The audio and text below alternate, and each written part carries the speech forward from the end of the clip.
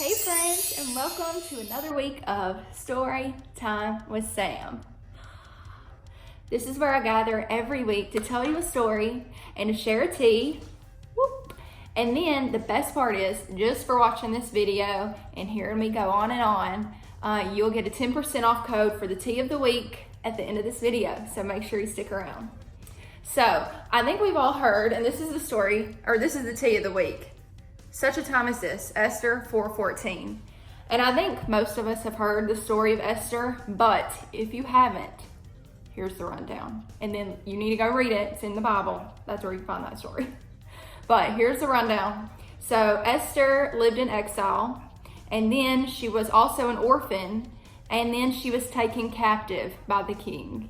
And then last but not least, sweet old Esther, Queen Esther, as it comes out to be, was wrist execution. So the king's advisor, her now husband, his advisor, set out a plan to kill all the Jews, and her husband agreed to this plan without realizing that she was a Jew.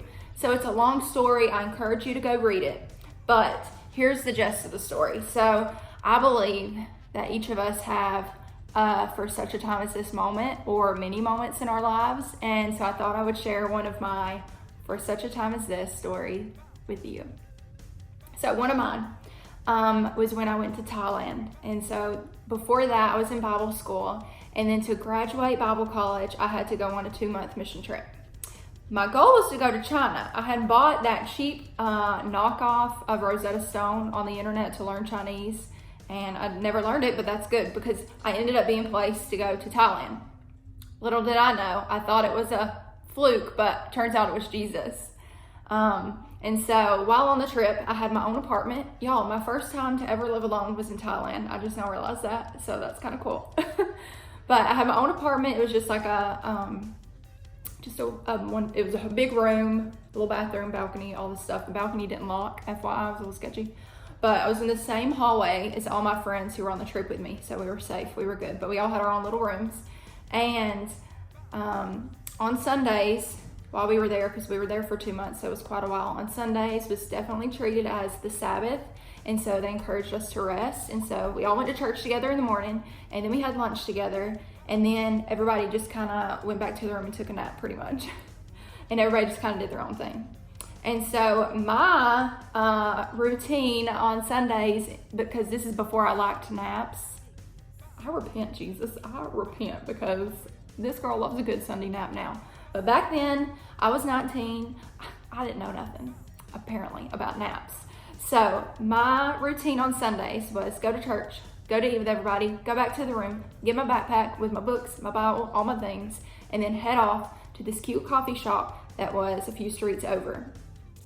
The only problem was that there was a creepy alley that I had to go through from my apartment to the coffee shop.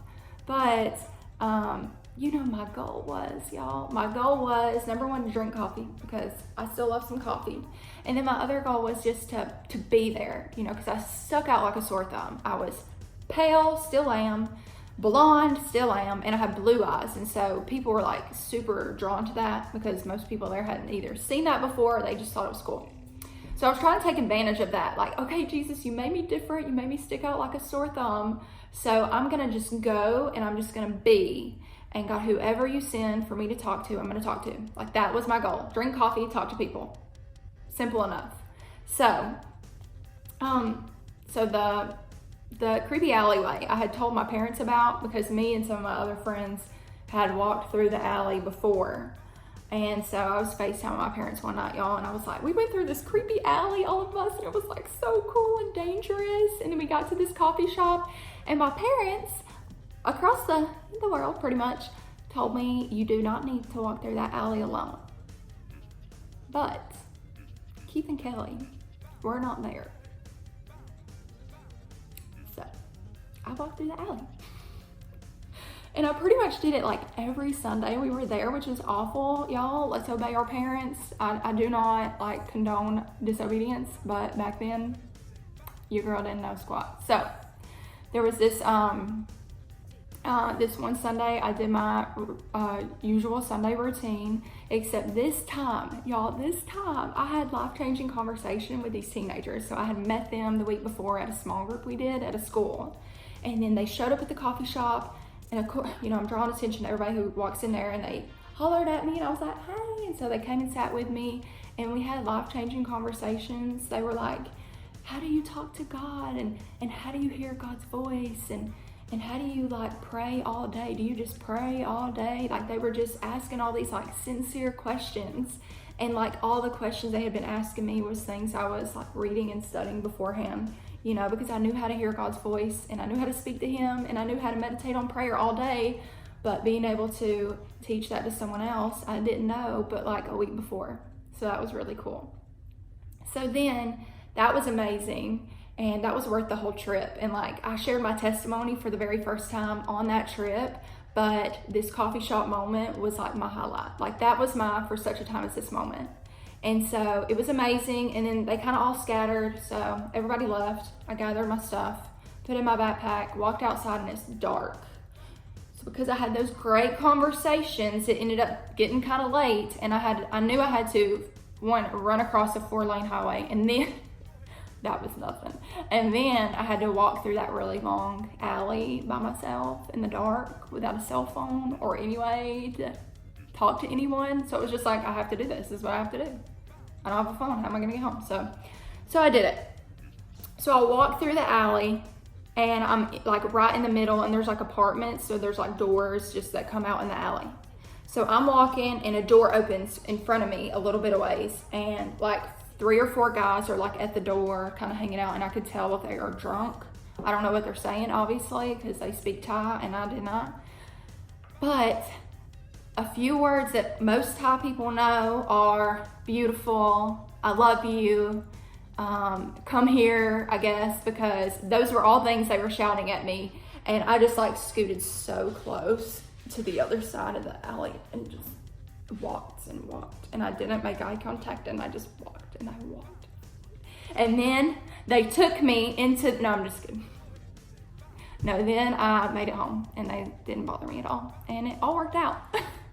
But my point is with the story and the tea for such a time as this, that sometimes the big moments that we have with people, the big God moments that we have, come at a cost.